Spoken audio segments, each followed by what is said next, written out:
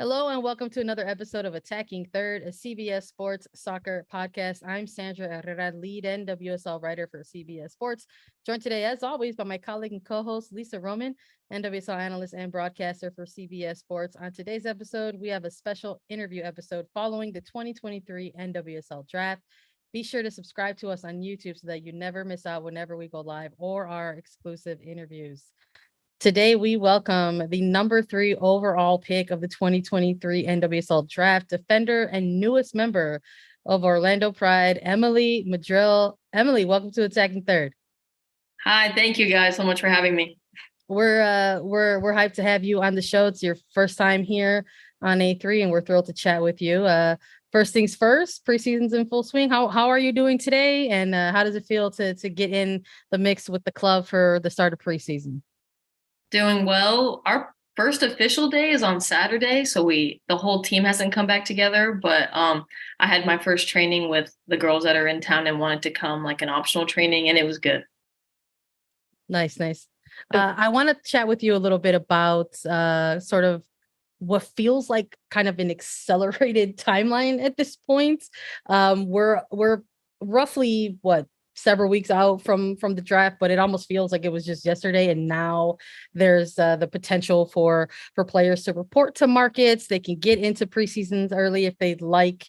But I really want us to maybe try to give you a chance to talk about your draft day experience. What was it like going through that event day, and how did it sort of feel to hear your name being called during the draft? Yeah, I think the whole day it went by pretty fast, honestly. I was like trying to count down the minutes until it finally got there, and then it was just there and it was over. But it was very exciting, and it was a good day. I was just hanging out in the morning. I actually got coffee with the Orlando staff and just talked about like what it would look like if I got drafted there, and just trying to get to know each other, which was kind of cool. We ended up talking for like an hour and a half. Which was like just a little nice break in the morning before getting ready for the draft. And then I just got ready, and my family with my parents were there, and my boyfriend and my boyfriend's parents. So that was cool too. And then the actual draft, they talked about the red carpet and stuff. So that was kind of cool. And then got to meet the other draftees who, I've played against or played with for a couple years. And so it was just nice to see some familiar faces. And then, of course, people always say like how the draft anything can happen. And so, I had a feeling I would end up in Orlando, but then, of course, like you can't put 100% of what you think is going to happen, because it might not happen that way. And so, when the first couple names are getting called, I'm getting nervous, and then they announce the trade. I'm like, I don't know. I don't want to like think I'm going somewhere and then end up going somewhere different. And so that part was kind of nerve wracking, but of course it felt amazing to get my name called, and third pick was just amazing. And yeah, I'm really happy that I ended up in Orlando. Yeah, it's a little bit nerve-wracking being at the draft. Sandra and I had the pleasure to be there this year as well in Philadelphia. I got my own coffee that day around town, so I'm glad you did too. And it sounds like you had a nice little contingency with you, with your parents, your boyfriend, your boyfriend's parents. So I have to know, after your name was called, who'd you hug first, your parents or your boyfriend? So we set it up strategically. So my boyfriend was next to me, and then my parents next to him, and then my boyfriend's parents next to them. So I just went down the line, boyfriend first, then parents. Yeah. So I was like, I whispered to them before, I was like, do I like give you guys a hug before? Like, let's figure this out so that when the cameras are on, like we know what's going on. So yeah, we figured it out. And well, I'm glad you worked through the logistics. It looked very smooth from what we saw on our end. Great job. You seem like a planner. I like that type of personality. Me too. But you're the first defender, right? Going third overall, selected in the first round. What are some things about your playing style that you think are going to contribute to Orlando Pride? I think I love to have the ball at my feet. So as a center back, I think that's one thing that's helped me kind of build my confidence in that position, is getting the ball. I like to start the build, and I like to, see the whole field in front of me. And then, of course, the teams I've played on, I've always had the freedom to just dribble and take the ball like where I see and where I want, kind of, for the most part. So I think that's definitely one of my strengths. And then I think defending wise, I think I'm a pretty solid 1v1 defender. I take pride in those 1v1 battles, and I don't like when if someone does beat me one time, I'm like, okay, I see what's going on here. I take pride in that sort of thing. And I think over the last couple of years, I've tried to just like step up a little bit more as a leader, like be more vocal on the field, because, when you start in college and you're a freshman, sophomore, that's not really your responsibility. And so I just listened to what the older people were saying. But then I think as I got older and then I hit my 5th year there, I was like, all right, it's kind of my turn to step that up and be more vocal. So I think those things. Nice. You're one of like multiple Florida State players that were selected within the 2023 NWSL. It's a program that's had a lot of success during your time there, specifically including the 2021 NCAA championship. What is that sort of a process like? Because there's all those nerves that sort of come with the draft day for your own future path, but to sort of also be in the presence of potentially witnessing the next step for your teammates. What was it like sort of participating in those moments with them as well? Yeah, I think, after my name got called, I was like trying to still pay attention to cause you go behind and I couldn't really hear what they were saying. And so I'm trying to look at the screen and see who's getting called to see, where Clara and Jenna were going. And then by the time I got back to my seat, it was Jenna was right after me, right? The 4th. Pick. Yeah. So I missed that completely. I didn't see that until I got back to my seat. And then right when I sat down is when Clara got drafted. So then I texted her immediately. And it's funny because she was watching it online, the stream, and the stream was behind. And so she found out where she was going from my text. I was like, oh my gosh, I feel like I kind of spoiled it maybe a little bit. So that was kind of funny. But of course, it's just amazing. With my Florida State teammates. And then, like I said, I've played with some of the other girls. And so just to celebrate everybody getting picked and, taking that next step in their professional career, I think it's just fun. It's fun to, get to celebrate all of that together. For you, you took a bit of a unique path from college into the NWSL because you left Florida State University and you ended up signing with the league. Then they put you on loan to play professionally in Sweden before your name was then going to be re-entered into the 2023 NWSL draft. So you still got to be drafted. But it was a little bit of like a workaround in a sense. How did this plan develop? Where did it come from and how did it develop? Yeah, if you asked me last January if I thought I was going to go live in Sweden for half the year, I would have been like, okay, I don't know what you're talking about. But I think after, my plan was to stay at Florida State last spring and fall and finish out and then enter the draft like everybody else. But, after the coaching change, I just felt like it was a tough decision, but I just felt what was best for my career was to go. And I wanted to join the NWSL at that time. And I thought maybe there was a way I could. Obviously that didn't work out, but then it was amazing that they let me sign with them anyways and then loan me out.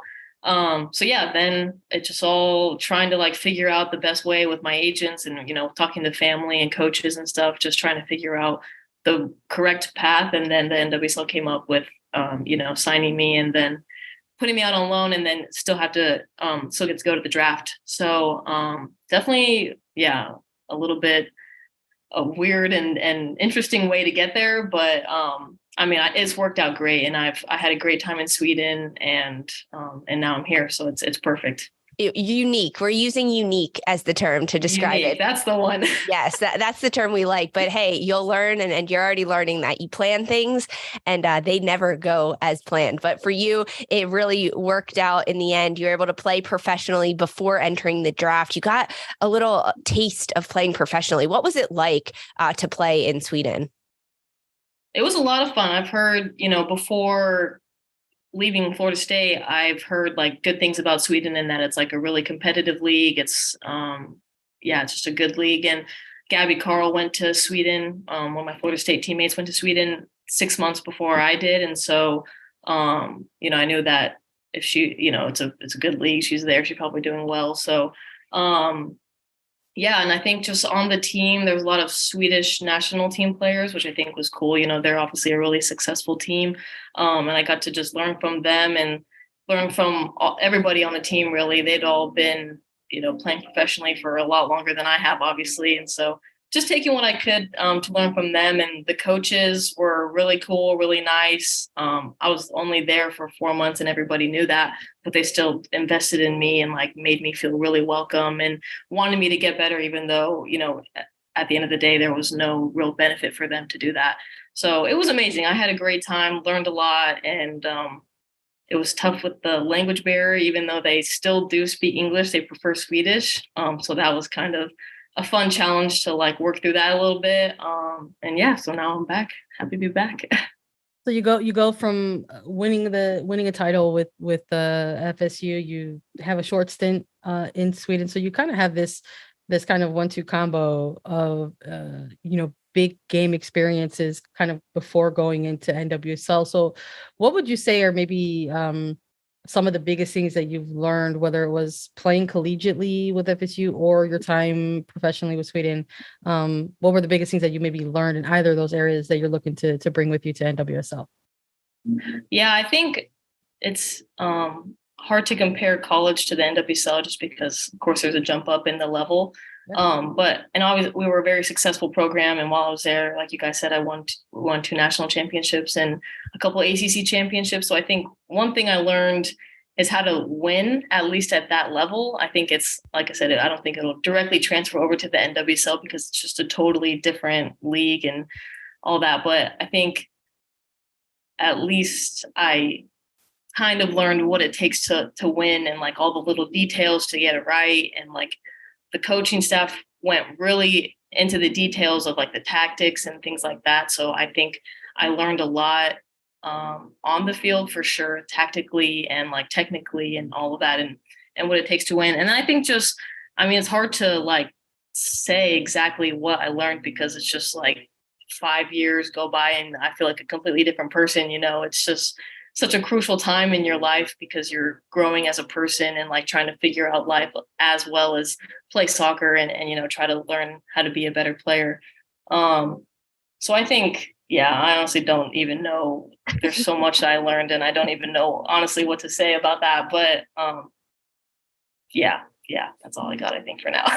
Yeah, we understand completely. We'll talk to you 5 years from now again, and you'll be like, I don't even know. It happened in a blink. That's how it happens. It's how you learn and you grow. But at the start of this conversation, in this interview with you, you talked about how you're in Orlando. You had your first days at the club today, despite it not necessarily being the official start to preseason. But what are your initial impressions of being a professional in the NWSL? Your first day on the job, essentially, today. Yeah, first impression, everybody was really nice. Everyone came up and, gave hugs, introduced each other, which is really cool. If I had any questions, someone jumped in and helped me. So first impression, everybody is really nice. And then I think, like I said, it's just like a higher level. And I think for some players during this break, it's tough because they don't really have a team environment to train with over the break. And I was the same way. I trained with Florida State like 2 days. And that's like the first time I've had a team training in a month and a half or something like that. So just like getting back out on the field and like opening up training a little bit more. It was fun, but of course it's tough because, you're not quite used to it. But yeah, just had a lot of fun. And, they had like the music playing at the beginning during the warm up, which was fun. Everyone's in good spirits, good mood because the season's about to start. So I had a good first day. Did they play any jams that you were particularly into that you were like, yes, this is my song, let's go? It was kind of more pop music. And I can't say that I listened to too much pop, but like, it's music that everybody can like dance to and like, listen to a little bit and like it. So yeah, it was good. We'll have to get in touch with the DJ at Orlando Pride, get some Emily Madril songs on the playlist. Yeah, I'm going to send them my Spotify playlist for sure. Oh my goodness. What's one song that you would try to add in there in the rotation right away? This one might be considered pop, but Last by Burna Boy. Okay. Nah. Yeah. That's a good one. I think it's kind of like on TikTok, maybe. Just in the sense that it's like popular. Yeah. I think maybe. Yes. I don't think genre wise it's pop though, but. Yeah, but it's popular. Yeah. I like it. It's a good pick. Let's mix it up. Let's get it in there for you.